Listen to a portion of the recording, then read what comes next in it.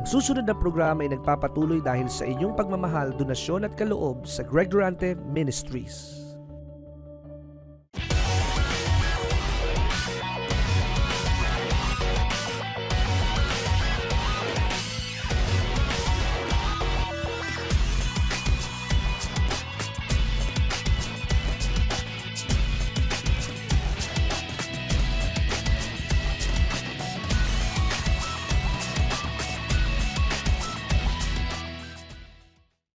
Look at sin lightly. Sin will be dealt with the justice of the government of God.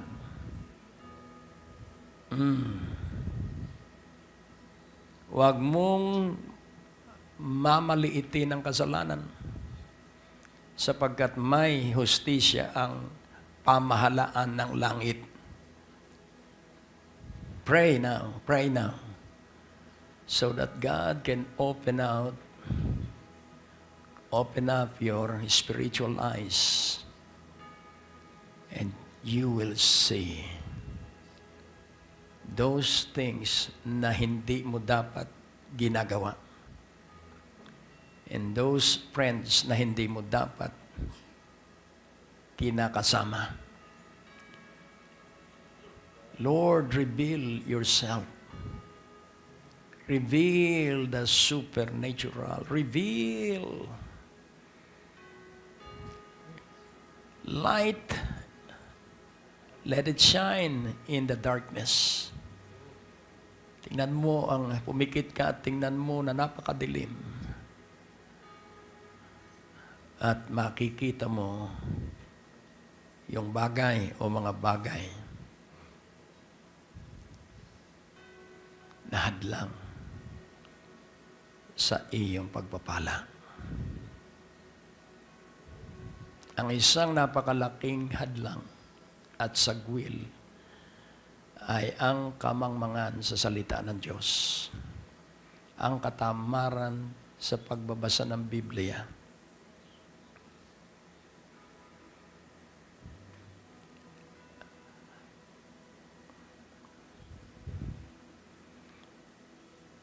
Ang fellowship ay sama-sama tayo. Pero kapag nag-iisa ka, ikaw at ang buong langit ang ka-fellowship mo. Kaya ang sigla mo sa kongregasyon ay ang sigla mo kapag ikay nag-iisa. What you are alone will be the contribution that you will give when you are together with all the Christians. Anumang hindi nanggaling sa Diyos, hindi mo maibibigay. Kapag gawa ng tao, maramot ang tao. Pagbuhat sa Diyos, maluwag mo itong maiibahagi. So, ngayong gabi, kailangang mabasag yung hadlang.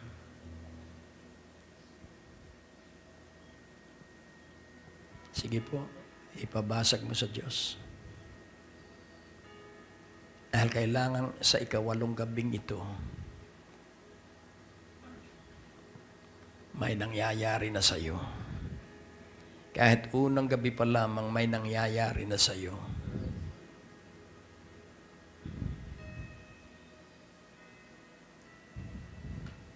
Gathering like this is for the benefit of His people. Not for the congregation per se. Every gathering is for the benefit of its person. Kaya kung hindi ka napagpala, it's not because of the message, it's not because of the messenger, it's because of the obstruction na hindi mo inalis sa iyong kalooban. Remove bitterness. Remove unforgiveness. Destroy pride and arrogance. So ngayong sandaling ito ay ang personal na lubusang pagpapako ng bawat sarili sa krus na iyong karga-karga araw-araw. You have picked up the cross. Pero hindi mo pa ipinapako ang iyong pagkamainggitin. Carry your own cross. For what? So that you can crucify on your cross envy, love of money, love for pleasures, love for comfort, and easy living. Ipako mo yon sa iyong krus para hindi ito maka-apekto sa iyo.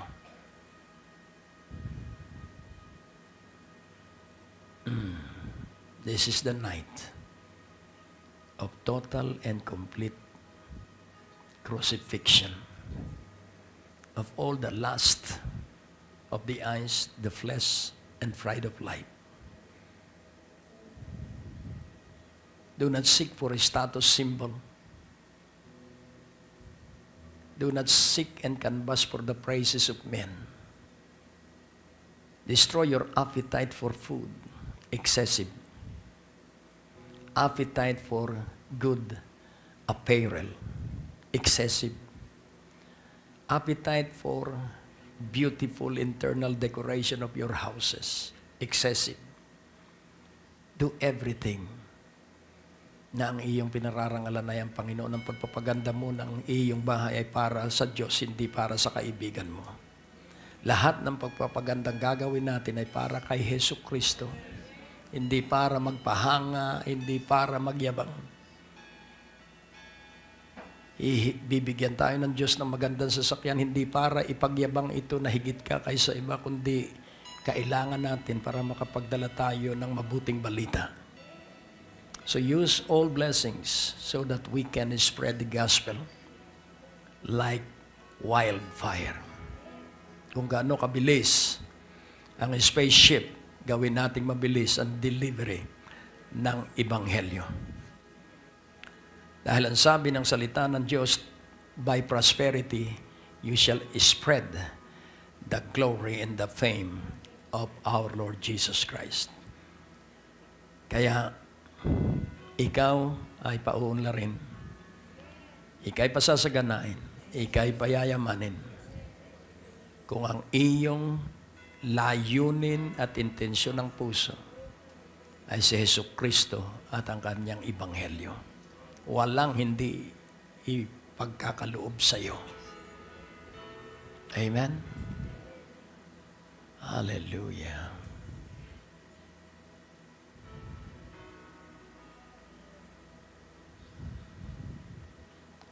Yes, Lord. So lumuhod ka po sandali. At igalang mo ang Diyos for several minutes. Lord, look at the needs of your people. Nawa po kumapal ang kalyo ng aming tuhod at ng aming siko. O aming Ama, kahit anong uri ng anyo ng aming panalangin o pagsamba, ito po ay tanggap mo. Pero ang ipinakita ng Panginoong Hesukristo ay nakaluhod, humahagulhol sa Getsemani. At hinangaan siya ng kanyang mga alagad at nagtanong, turuan mo kaming manalangin katulad ng ginawa sa amin ng aming pastol na si Juan Bautista. Marunong na silang manalangin, pero mas mataas ang uri ng panalangin ng Panginoong Hesukristo. Dahil lahat ng kanyang hiningi sa Ama, ibinibigay sa Kanya. That is the kind of prayer na kailangang ating hingin. Na every time we kneel down nandyan na agad ang hukbo ng langit sa iyong paligid. There is now divine power active all around your prayer place. Yun ang ating hangarin ngayon. Para lahat tayo ay kasihan ng presensya ng Diyos at kapangyarihan niya ay ating magamit. O Diyos, narito po kaming lahat. At hinihingi namin ang uri ng panalangin katulad ng sa iyo, Panginoong Jesus. Para magawa namin ang mga ginawa mo at mahigtan ka namin sang-ayon sa iyong utos. Panginoon, mawala kami sa pansariling mga adhikain at ilipat mo kami sa adhikain mo. Heto kami. Sige po, kausapin mo ang Panginoong Jesus na ikaw ay puspusin ng uri ng panalangin niya, yung uri ng pag-uugali niya, yung uri ng pamumuhay niya. Hilingin mo na siya ang makita sa iyo, hilingin mo na boses niya ang marinig sa atin. Panginoong Jesus, kami lumalapit ngayon sapagkat ibig namin ikaw ang makita sa amin. Nais namin ang iyong ugali ang makita sa amin at ang iyong mga salita ang marinig sa amin. O alisin mo sa amin ang sarili namin at hayaan mo na ikaw lamang ang makita at maranasan. Kaya maraming mapagurin at maraming nagsasawa sa buhay ng pananalangin dahil wala silang karanasan sa kapangyarihan ng panalangin. Marami ang babad ay sa kanilang sarili. Babad ay sa mga bagay na pandaigdig at hindi sa mga bagay na panlangit. Kaya kami lumalapit dahil, Panginoon, 12 lang ang simula ng iyong simbahan. Ang isa ay Judas pa.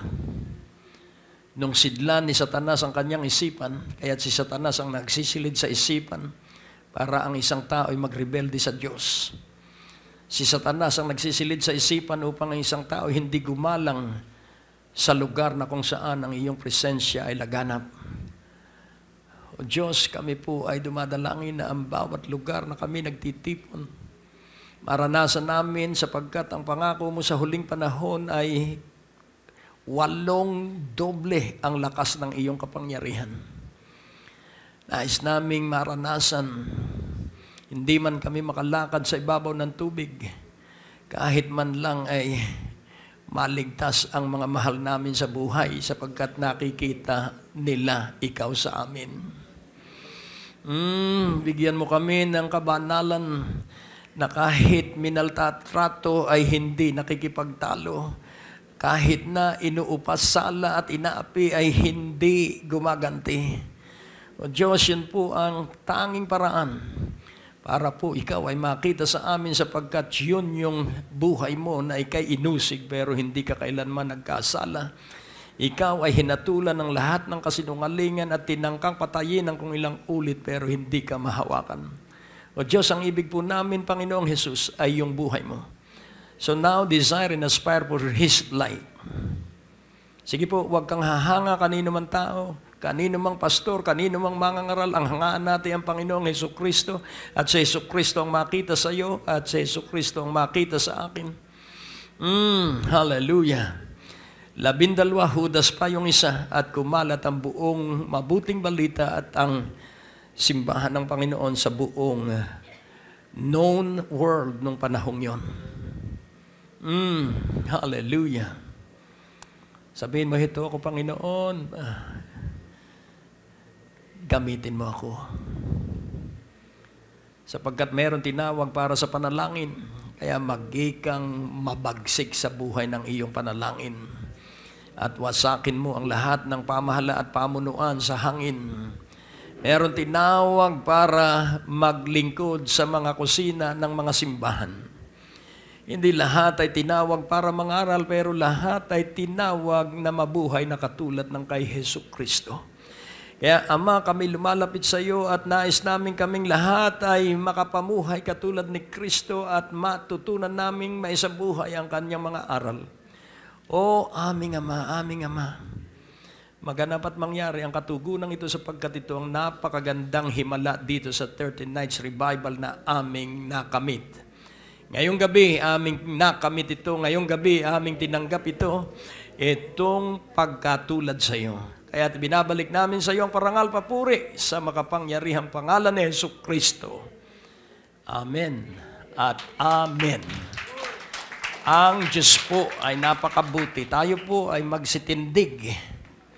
At ilang bagay po ang nais kong inyong maunawaan bago ang pagsisimula at ang pagpapatuloy ng mensahe.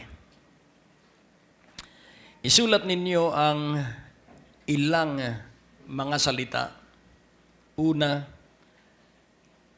yung salitang replenishment. Pangalawa, abundance. Pangatlo, restoration. Pangapat, mahaba-haba, supernatural supply. Flowing profusely. Ang supernatural na pagtustos na dumadaloy at umaagos ng walang tigil at di nagtatapos. At paano ito mangyayari? Nais ko pong ipaunawa sa bawat isa sa atin na tayo po ay nilikha ng Diyos para pagpalain.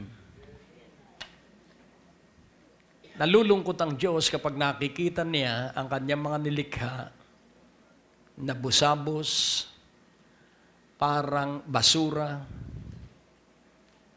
parang laging dumadaing dahil laging walang pera, kung meron man ay kapos, at kung magkaroon man ng kahustuhan, ay pag Disyembre lang.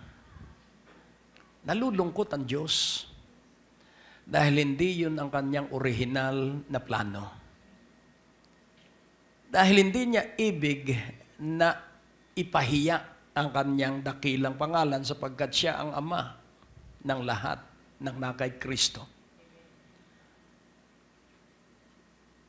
Nag-uusap ang Diyos at si Moses. Moses, napakatigas ng ulo at kalooban. Matigas ang lieg ng aking hinirang na bayan. Gusto mo, ubusin ko na silang lahat at magsimula ako'y sa iyo. Napakaganda po nung alok. Kung hindi tama ang puso ni Moses, pwede niyang tanggapin yung alok ng Diyos. Diyan po nagsisimula ang rebellion. Kaya marami pong simbahan ay naghahati-hati dahil meron doon sa mga simbahang yon na merong sariling hangarin. Hindi ang hangarin ng Diyos. So the desire of God is unity because there is power when there is unity. Hindi pwedeng ang salita ng tao ang sundin ng lingkod ng Diyos.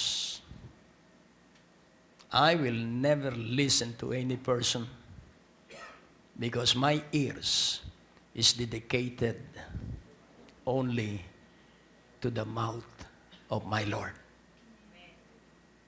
Amen po ba? Kaya nga unawain nating mabuti at gawin natin itong malinaw. Sa Diyos lamang ako nakikinig.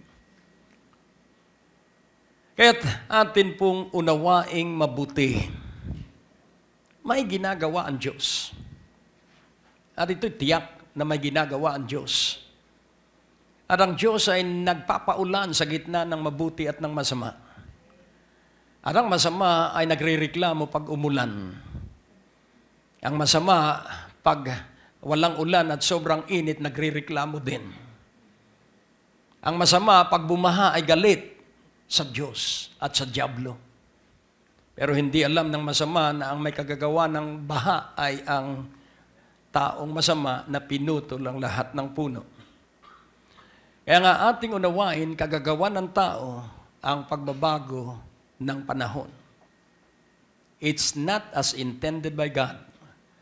Kaya nga kung titingnan po natin yung mga pagsusukat ng mapa ng lupa, merong contour, merong slope, merong...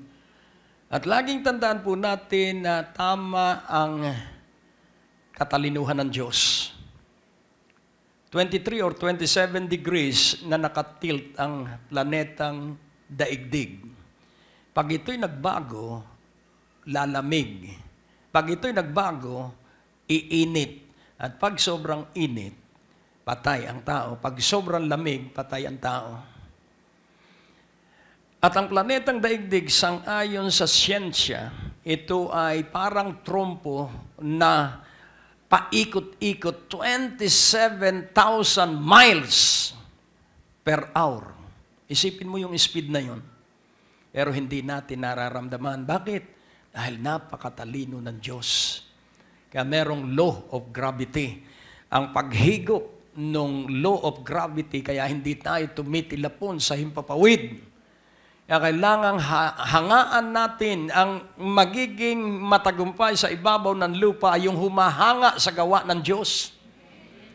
We have to worship the work of the Lord.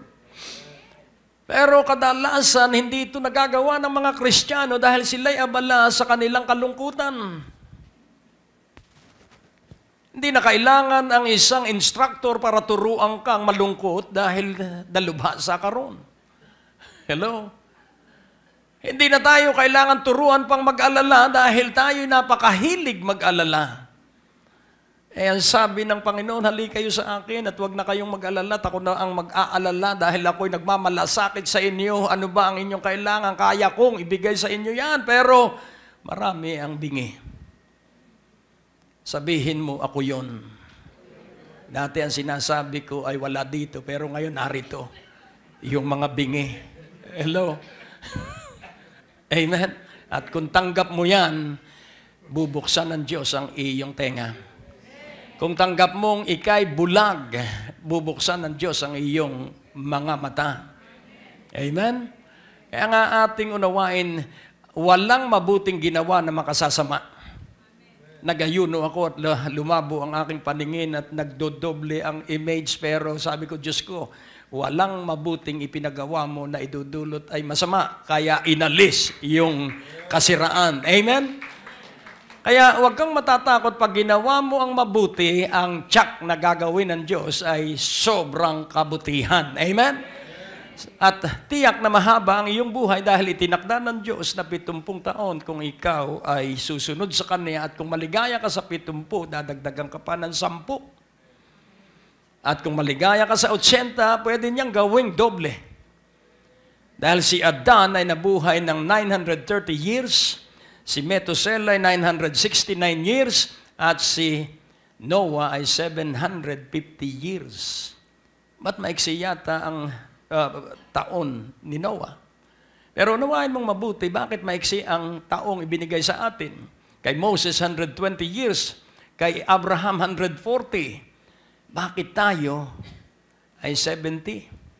Sabi nga, doon sa ikinuwento ko kanina sa broadcast sa radyo, may isang pansyon ng isang namatay, nakasulat doon sa epitaph, yung nandun po sa tombstone. Died 30 years of age, buried 60 years old. And nais kong inyong makita itong mensaheng ito ngayong gabi. Kapag hindi mo ito natutunan, patay ka pa. Ang title pong ibinigay sa akin, Today, my anointing is uncontaminated and uncompromised. It's always the anointing. Amen? Kaya po ako nagpapatuloy because of the anointing. It's not because of my talent, no. I'm strong bodily, physically, not because I eat the right food, but it is good to eat the right food. It is not because I sleep at least 8 hours at my age, but because of the anointing, there are some exemption. Hello? So, Today, my anointing is uncontaminated and uncompromised. Hindi nahahaluan. Ano yung uncompromised? Hindi ikinukompromiso.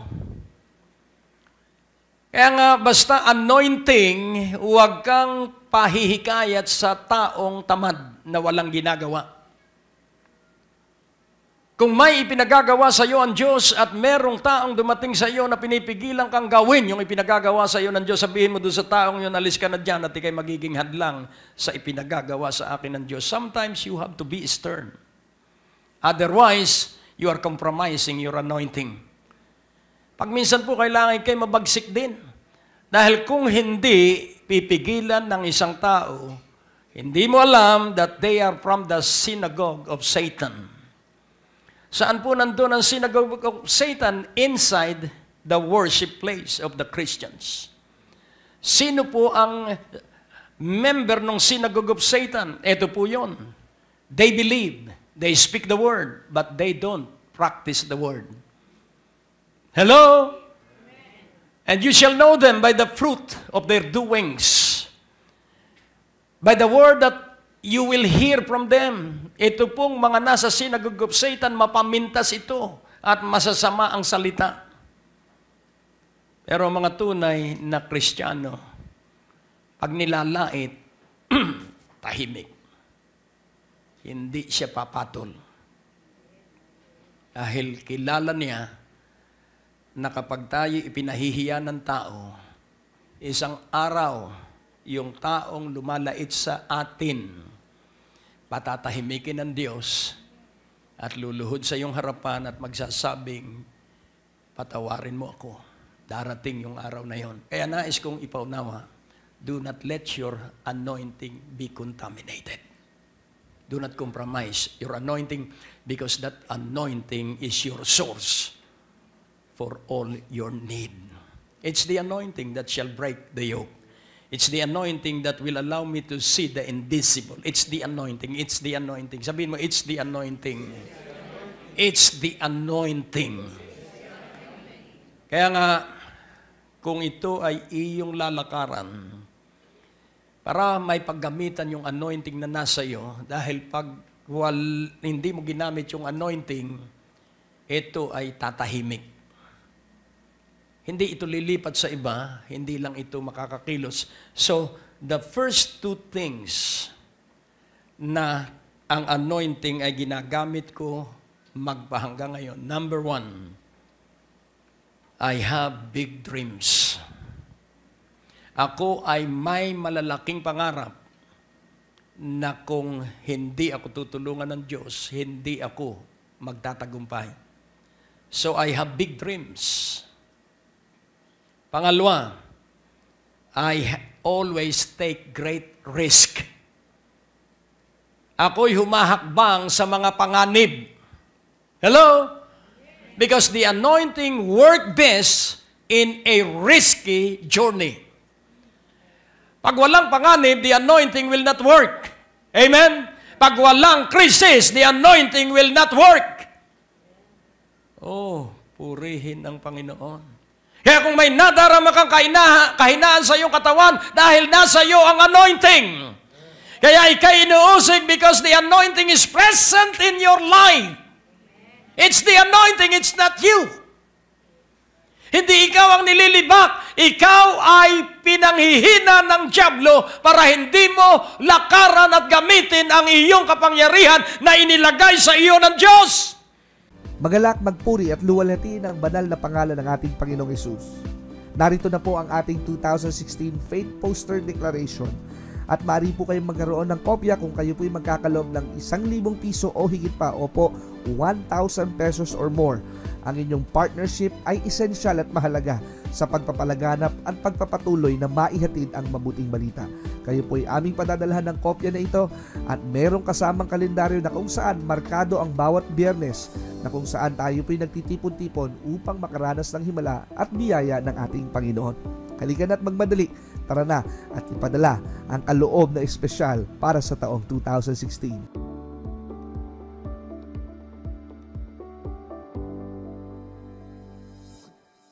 I have given you power and authority, so that what I do, you shall do also, and even greater things that I do, you shall do even greatly, if you believe. Laging may kadugtong po yan, if you believe.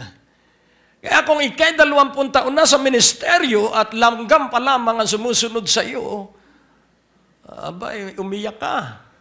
Dahil ang tamis mo ay para sa langgam, hindi para sa kaligtasan ng mga kaluluwa. Kaya kung paulit-ulit ang iyong mga testimony, umiyak ka. Kailangang laging may bago tayong nararanasan na dulot ng anointing. My anointing will not be contaminated. My anointing will not be compromised. Ang sabi ng banal na Espiritu sa Philadelphia believers, you have small faiths. Pero laging tandaan po natin, ang sabi ng Panginoon sa Matthew 17, if you have a faith as big as a mustard seed, hindi baling maliit ang pananalig basta buhay. Sapagkat ang binhi maliit pag buhay, ito'y lalaki at lalago na katulad ng isang malaking puno. Oh. So yun po ang iyong tatayuan. Kaya sabi ko sa inyo, hindi ho pwedeng paingayan. Pag maingay, mag-ingayan tayo. Pero pag ikaw na lang ang maingay, mahiya ka sa sarili mo. Hello? You have to have an attentive ear. Dahil pag ikaw lamang maingay at lahat ay tumahimik na, you are an annoyance. Ikaw ay nakagugulo lang. Hello? Kaya kailangan ikaw ay sensitively and sensible na maunawaan mo kung nasa daloy ka pa rin ng anointing. Ang anointing po ay hindi nakatitisod. Ang anointing po ay mababa, maamo, at laging nabubuhay sa pag-ibig. Isusubo na niya, ibinibigay pa sa kanyang pamilya. Yun po ang anointed. Kaya nga po ang sabi ng Biblia, David was anointed by God, and David was exalted by God.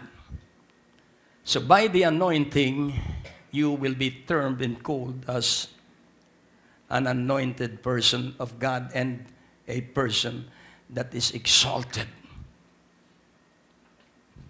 Mawiwili sa iyo ang mga naghahanap sa Diyos na makisama sa iyo, sapagkat ang isang oras na pakikipagkwentuhan sa anointed person, para kang nag-aral ng 14 na taon sa pinakamamahaling paaralan. Just spend time, even 1 hour, with an anointed person. Matindi ang magbabago sa iyong buhay. Makikilala mo ang walang anointing. Dahil ang usapan lagi ay pagbibenta para magkapera. Ang isang taong mukhang pera ay magiging, sa English, if a person loves money, he will be hard to please. A person who loves pleasures will be soft. Madali siyang ibaling palayo sa Diyos. Pero ang anointed man and woman, hindi mo po yan mahihikayat sa walang bagay na kwentuhan. So, be a sharp discerner. Because a true child of God has a powerful anointed ear and anointed eyes. Ipakikita ko po sa inyo sa isang araw ang Perfect Eyesight 2020 Vision na makikita mo pati kalaliman ng dagat. Hello? Pastor, nakikita mo ba? Hindi ko sasabihin oo at hindi. Pero nais kong inyong maunawaan, hindi ka madadaig ng mga pagsubok sapagkat ang pagsubok, at hindi ka rin madadaig ng kirot sapagkat ang kirot, ang proseso, na maranasan mo ang kagalingan. Ngayon pong sandaling ito, take your big dream or big dreams and take great risk. Sa Isaiah 8:18. Ano po ang sabi doon? Behold, I and the children whom the Lord hath given me are for signs and for wonders in Israel. From the Lord of hosts which dwelleth in Mount Zion. Are you signs? Are you wonders? Kayo ba ay isang katibayan na kayo'y sinasamahan ng Diyos? Kayo ba ay nakagugulat pag nakita kayo ng mga dati mong kaeskwela nung ikaw ay elementary grade pa? Hello? After 50 years, nag-graduate ako ng high school, marami akong kaeskwelang hindi ko nakilala. Nagbago ang mukha nila pero ako kilala pa rin nila. Why? Because of the anointing. Amen po ba? Do not contaminate the anointing by your need. Do not compromise the anointing because you need 10 million. It shall come into your bosom. Darating yung kusa. But do not compromise. Do not contaminate the anointing. What is the anointing? The anointing, alam po natin, it will act as a teacher, as a mentor, as an instructor, as a coach. The anointing is the power of the Holy Spirit to bring you to all truths and to let you see the future. Praise God. And the anointing work kapag wala kang sama ng loob. Sa sandali na yung salita mo lang, just one word, you will abort the anointing. Huwag mo nga akalain na dahil puro kabiguan ka, hindi ka tinawag doon sa ipinagagawa sa iyo. No. As long as you know the dream is from God, kahit na magkawindang-windang pa ang daigdig, I will continue on, I will bite the bullets and continue on taking the dream para ito ay mangyari at maganap. Kahit ako'y mag-isa, itutuloy ko ang pangarap ng Diyos.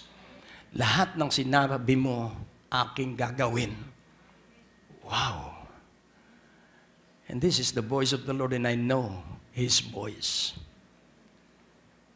Kaya nga po ating unawain, we are for signs and for wonders.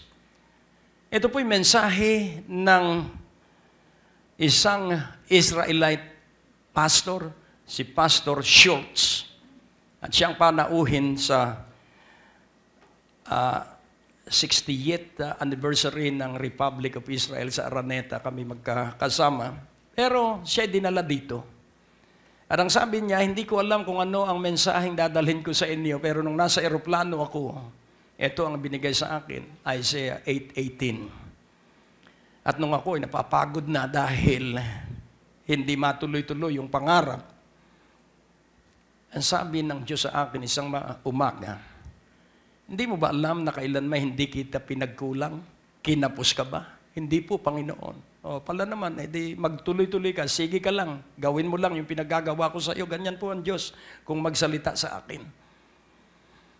At ang sabi niya, alalahanin mo yung mga prophecy na sinabi sa iyo.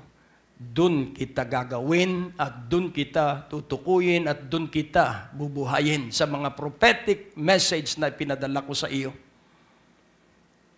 Praise God. At ito ay isa doon sa mensaheng yun.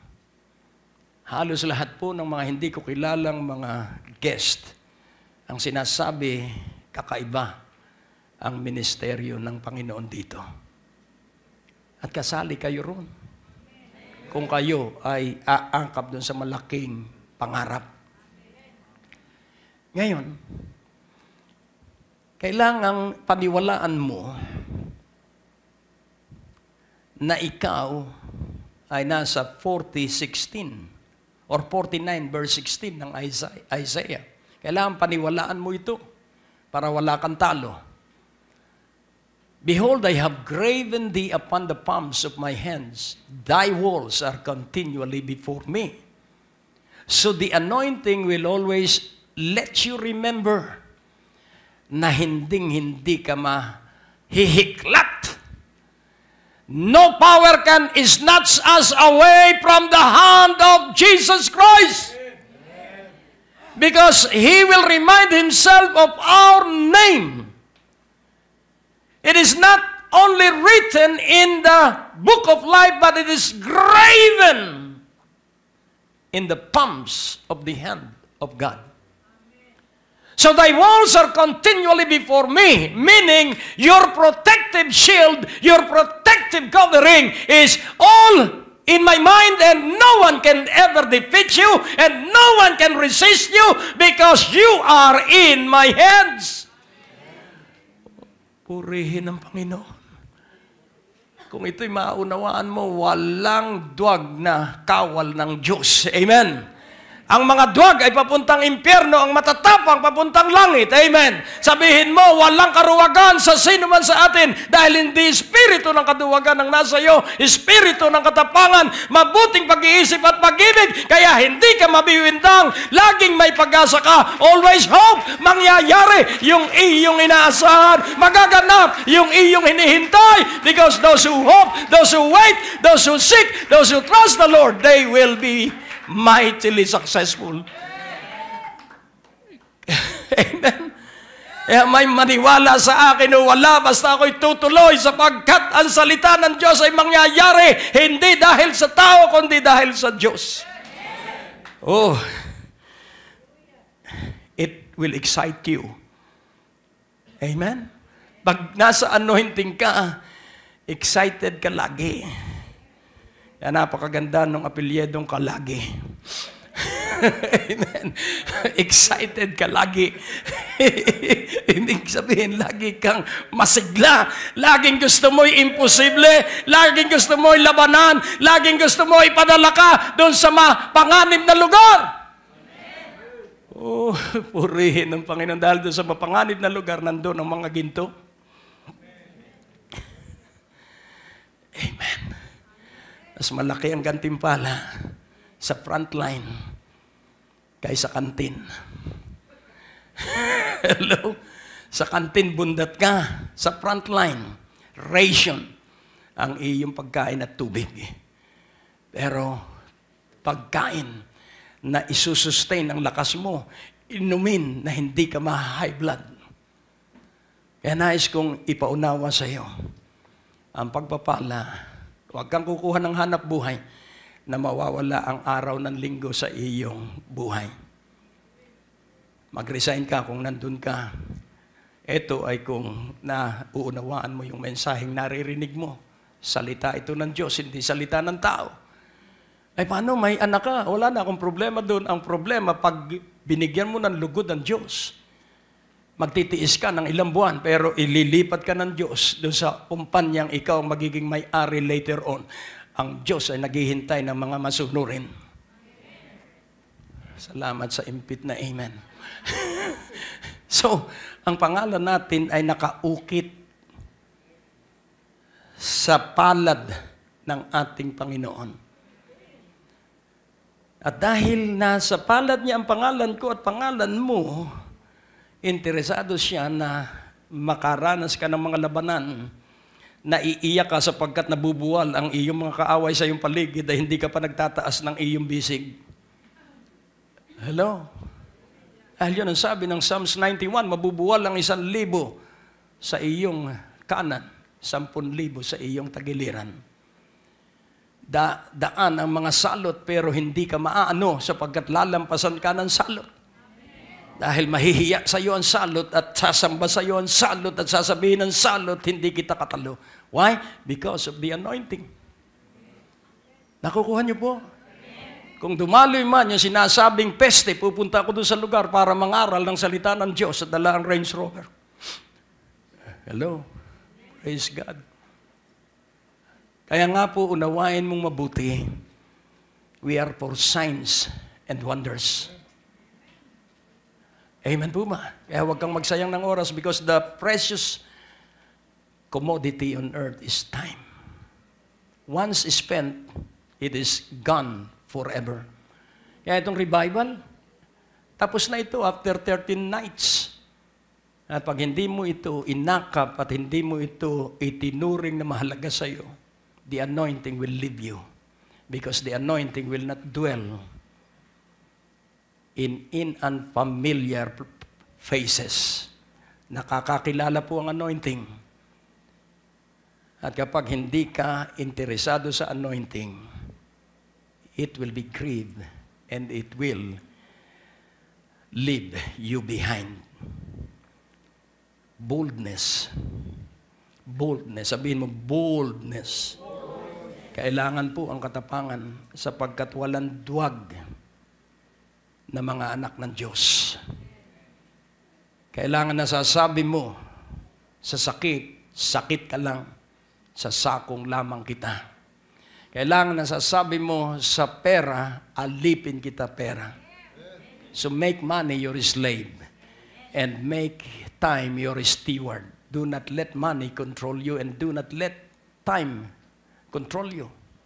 And do not let people control you as well. Ang may-ari sa aking Diyos. Hello. At ako ay pinili ng Diyos para ipangaral ang kanyang agenda, hindi ang agenda ng tao. Glory. Sa Isaiah 8:13, ayos kong inyong matutunan ito. Sanctify the Lord of hosts Himself, and let Him be your fear, and let Him be your dread. What is sanctify? What is holy? To separate. To make your only depends. Yun po ang sanctify. Na wala kang inaasahan. Trusting in the Lord that He is the one who has all the power. Confidence in the Lord is that lahat ng iyong suliranin ay sinasabi mo kapag ikay nananalangin. Panginoon, ito po ang aking mga bayaran. Panginoon, ito po ang aking kailangan. Panginoon, ito po. Panginoon, Panginoon, Panginoon. So, wala kang interes sa sinasabi sa iyo ng tao dahil makakabagal yun, makakapagpabigat yun, at makakasira ng iyong pananaw. Basta makipag-usap ka sa Diyos at sabihin mo, you are my fear. So, to sanctify the Lord of hosts Himself, the Lord of hosts. For the captain of the host is Jesus. So who is the Lord of hosts? Ang host po ay, ano po ito? Ito po yung hukbo ng langit.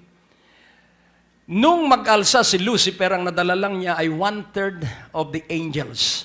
At yung 1/3 na bilang ng angel, wala po yun sa lupa. Yun po yung nakalagay sa isang selda. Pakakawalan yun sa last 7 years.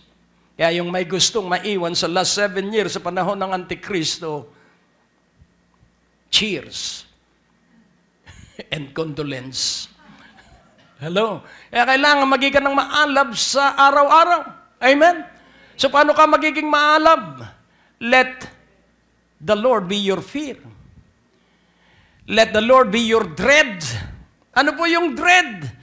Yun pong ikay nang hihilakbot. Ano po yung fear? Yung pong mataas ang iyong paggalang dahil iisa ang gusto ng Diyos na lahat ng kanyang nilikha ay magamit mo. God desire that you will benefit for all the created things that He created. It is for all your own use. So use the anointing so that you can have stewardship. Kaya nga ang sabi niya sa 2:8 ng Psalms, ask the hit hand, and I will give the hit hand for your inheritance. And I will give you the uttermost part of the earth as your possession. Kaya kung unawain mo ito in connection with Matthew 28:20, you shall go around the world. Amen? Kahit sa Matthew 16:20, you shall go around the world, and I will be with you when you declare, when you teach, when you witness for me, I will be with you. Kaya hindi ka magkukulang. Ika'y pasasaganain kasama ang pag-uusig. At kaya ka naman uusigin, kaiinggitan ka sapagkat ang iyong ipinapahayag ay tama. Persecution will come because you are declaring the truth. Persecution and envy will come because you live by the truths. At yung iba'y nasasaktan sapagkat sila ay mali ang buhay. Oh, purihin ng Panginoon. So para hindi ka madaig ng mga pagsubok at masadlak sa kalungkutan at boredom. Alam niyo yung boredom? Yung boredom ay ayaw mo nang dumalo ng katulad ng marami. Nakatikim lang ng kaunti. Laging tatandaan mo, yung tatanggapin mo rito yung napakaliit. Yun po'y isang piraso lamang ng pagpapala. Yung himalan tatanggapin mo at tiyakong tatanggap ka, napakaliit nun. Yun po ay patikim lang. Pag ikaw po ay nasa restaurant, ang unang order na kukunin mo yan, appetizer. Huwag mong lalantakan yun. Dahil yun ay pinasisigla lang ang iyong panlasa. Tapos ang isusunod, salad. Huwag kang magpapakabundat doon dahil ang steak ay sa hulihan. Hello? Nakukuha niyo po? Kaya nga kung titingnan mo ang arrangement ng kutsara at tinidor, may maliit at may malaki. Pag ginamit mo yung maliit sa soup, alam ng waiter na hindi ka magtitip. Dahil hindi ka magbabayad ng ambience. Kaya, guys, kung ipaunawa, ikay anak ng Diyos at dapat magikang matalino. Amen? Matalino, hindi mukhang pulubi. Tingnan mo ang iyong katabi, sabihin mo, anak ka ng kataas-taasan Diyos. Kaya tama ang kasuotan mo. Mukha ka ngang anak ng Diyos. Represent God. Amen? By your voice and personality. Ginagalang ko po yung mga patpatin, pero pwede ka namang gumanda ang katawan. Iginagalang ko po yung malalaki ang tiyan, pero pwede ka namang pumayat. Ginagalang ko po yung mga kalbo, pero atin mong unawaing mabuti. The anointing will not be affected by form. Amen? The anointing will not be contaminated. Pansinin po natin ang pinakamahusay sa miracle preaching, mga negro. Sapagkat pag may signs and wonders, hindi mo titingnan ang bihis. Pag may signs and wonders, hindi mo titingnan yung pangit na mukha at pangit na kulay because you are engrossed with the power of God. Nakukuha niyo po, maganda nga ang kasuotan mo at ikaw naman ay paikay-ikay at pa singhot-singhot na parang ang laging sinisisi mo sa polusyon. 65 anyos na po ako ang polusyon, lagi kong hinihinga, pero ang polusyon ay walang magagawa because there is a protective shield and covering if you use the anointing. Amen po ba? You will be exempted from air pollution. Oh, kaya marami ang nalilinlang sa mga kape.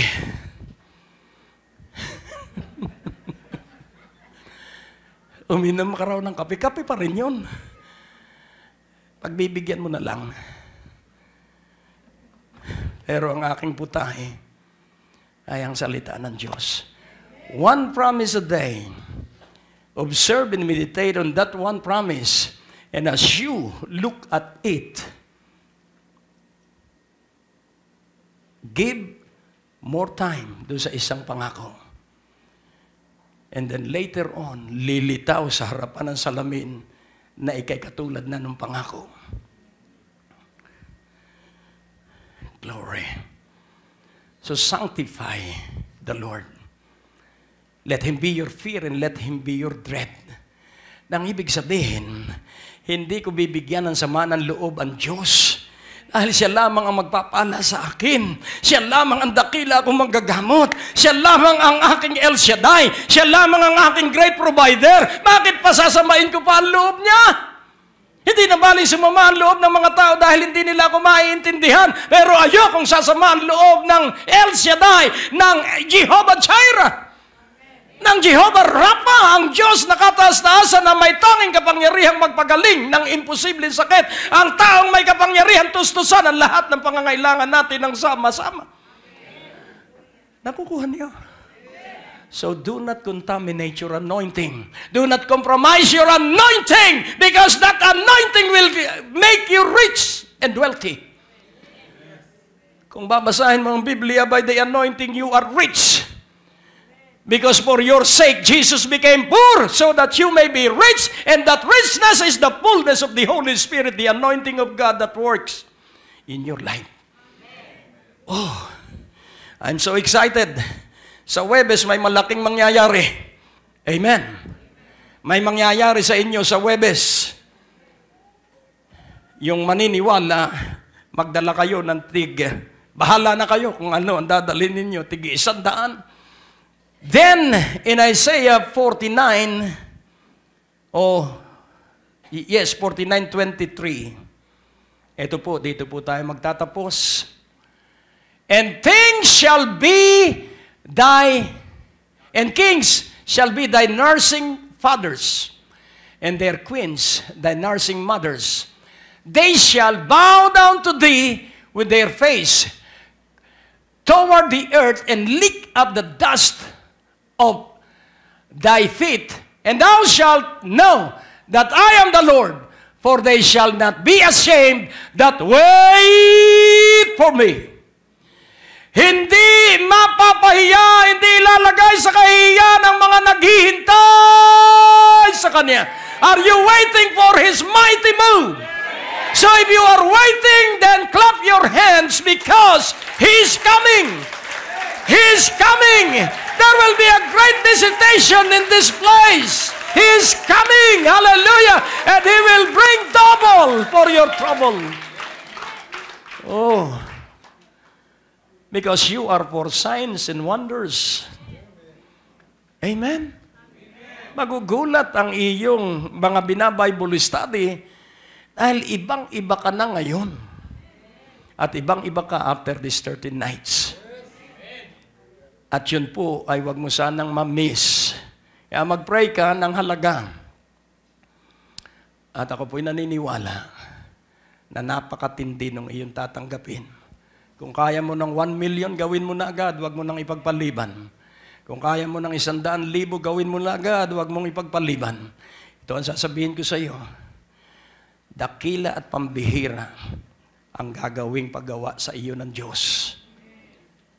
So, it is big dreams that will excite you. It is taking great risk that will embolden you. Kaya nagtapos ang mga alagad, ang sabi niya, remember their threatenings. Give us boldness to declare the name of Jesus. And God gave them boldness. Kaya ngayon pong gabi is a preparation for a great and mighty move of God.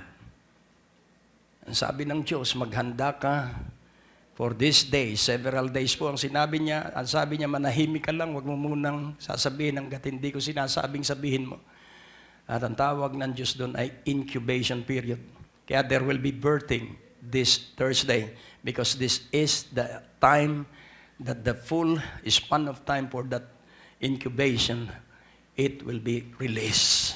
Narito na po ang mga schedule ng ating Friday Night Revival sa buwan ng Marso. March 4, March 11, March 18, sa ganap na alas 6:30 ng gabi sa Biyaya ng Diyos Christian Fellowship sa 2nd floor, Medicare Building, Ortigas Avenue, Green Hills, San Juan. Tara na at magsama-sama at maranasan ang kapangyarihan, kabutihan at kadakilaan ng ating Panginoong Hesus.